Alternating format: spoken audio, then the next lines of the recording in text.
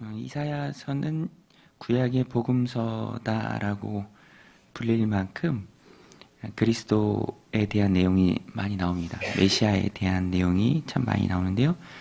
오늘 본문도 이새의 줄기에서 날 한 싹이 결실할 것이다. 그 위에 여호와의 영이 충만히 부어질 것이다. 그리고 장차 임할 주님이 다루실 그 나라, 메시아의 통치가 있는 그 세상이 어떨 것인가 잘 말해주고 있습니다. 묘사인데요.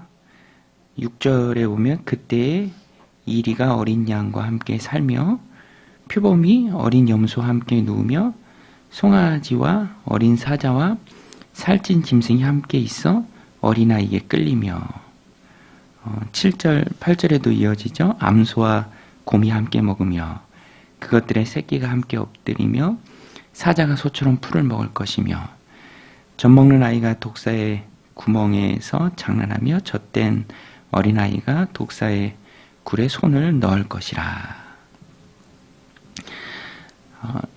죄로 인해서 타락했던 세상의 창조가 완전해질 것을 의미합니다. 단순히 동물 이야기가 아니라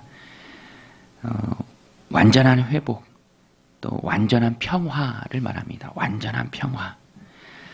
사람들은 누구나 다 평화를 갈구하죠. 마음에 평안이 있기를 원합니다. 근데 실제 세상은 그렇지 않죠. 전쟁이 가득하고 열전을 하든지 냉전을 하든지 보이지 않는 암투가 있든지 마음의 평안이 없고 삶의 평안이 없고 삶의 팍팍함 속에서 근심과 염려 속에서 불안과 걱정 속에서 찌들어 사는 게 이 땅에서의 삶입니다. 죄로 인해 다 망가지고 타락한 것이죠. 그런데 장차 임할 그 나라, 주님이 다스리실 그 나라, 메시아의 통치가 임하는 그 나라는 이와 같다 라고 상징적으로 보여주는 게 이리가, 늑대가 어린 양과 함께 살고 표범이 어린 염소와 함께 누워있고 송아지와 어린 사자, 살찜 짐승이 함께 생활할 것이다. 독사라고 하니까 독은 있지만 어린아이가, 젖된 아이가, 아주 피부가 연약한 그 아이가 아무것도 모르고 장난을 쳐도 해됨이 없는 그 나라. 이 나라는 예수님의 재림 이후에 이루어집니다. 지금은 예수님의 초림과 재림 사이를 지나가고 있는 때죠. 반드시 임할 하나님의 나라입니다. 근데 예수님께서 누가복음 17장에서도 말씀하신 것처럼 하나님의 나라는 여기 있다 저기 있다 하는 것이 아니라 너희 가운데 이미 임했다. 너희 가운데라는 것은 그 바리새인들과 여러 사람들이 지켜보고 있는 그 한가운데 서 있는 예수님 자신을 가리키는 말입니다. 그러니까 예수님이 오시면서 하나님의 나라는 이미 임했죠. 이렇게 완전하진 않지만 아직은 불완전하지만 하나님의 나라는 이미 임했고 우리는 그 하나님의 나라를 살아갑니다. 마지막 때에 완성될 이 하나님 나라, 주님이 다스리실 그 나라, 완전한 평화가 있는 그 때와 똑같을 수는 없지만 불완전하지만 누리면서 맛보게 하면서 살아갈 수 있다라는 것입니다. 오늘 본문에 보면은 이 나라가 가능한 이유가 두 가지 나오는데요. 앞부분에 나오고 또 맨 뒷부분에 나옵니다. 앞부분에 보면은 2절인데요. 그의 위에 이제 메시아의 위입니다. 이새의 줄기에서 나올 한 싹, 예수님을 의미하죠. 그의 위에 여호와의 영 곧 지혜와 총명의 영이요 모략과 재능의 영이요 지식과 여호와를 경외하는 영이 강림하시리니. 여호와를 경외하는 영, 성령님이죠. 근데 3절에 보면 그가 여호와를 경외함으로 즐거움을 삼을 것이며, 성령이 충만하신 예수님께서, 메시아이신 그리스도이신 예수님께서 여호와를 경외하는 영이 충만히 강림했을 때 여호와를 경외함으로 즐거움을 삼을 것이다. 여호와를 경외함으로 즐거움을 삼는 성령의 충만한 통치자가 다스리는 그 나라가 완벽한 평화가 있는 나라다라는 것입니다. 환경이 문제가 아니라 왕이 문제죠. 누가 다스리느냐. 예수님이 다스리시기 때문에 완벽한 평화가 있는 나라입니다.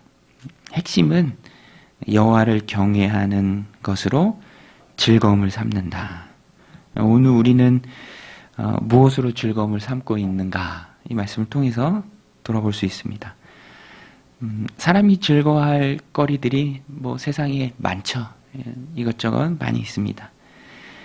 그런데 거기에 평화가 있고 거기에 즐거움이 있는 것이 아닙니다. 진정한 즐거움, 참된 평화, 오늘 말씀이 분명히 기록한 것처럼 여호와를 경외하는 것으로 즐거움을 삼을 때 임한다.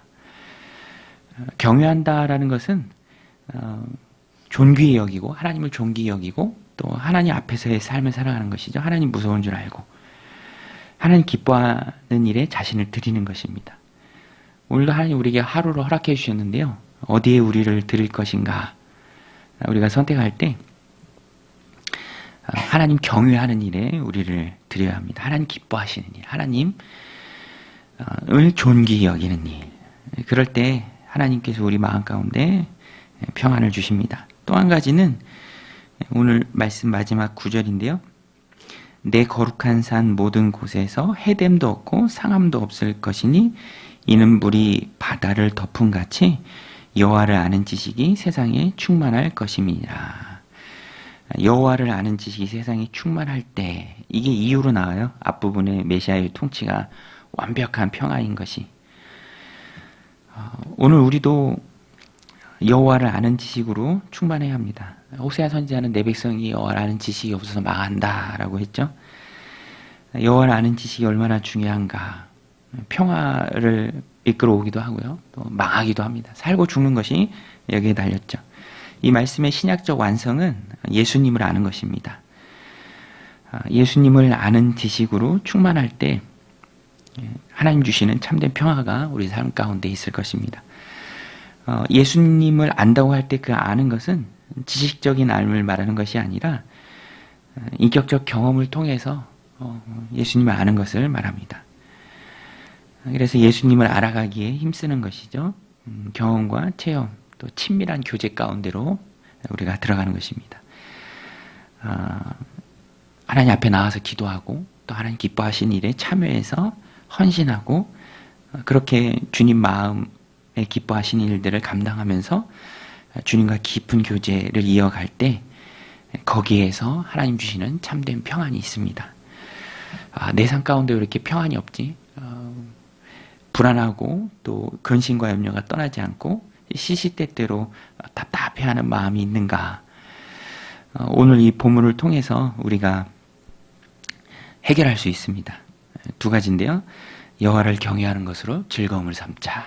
또 그리스도를 아는 지식으로 충만하자. 그때 하나님 주시는 완전한 평화, 마지막 때 이룰 일이지만 우리가 이 땅에서 그것을 이미 임한 하나님의 나라 가운데 맛보며 살아갈 수 있다라는 것입니다.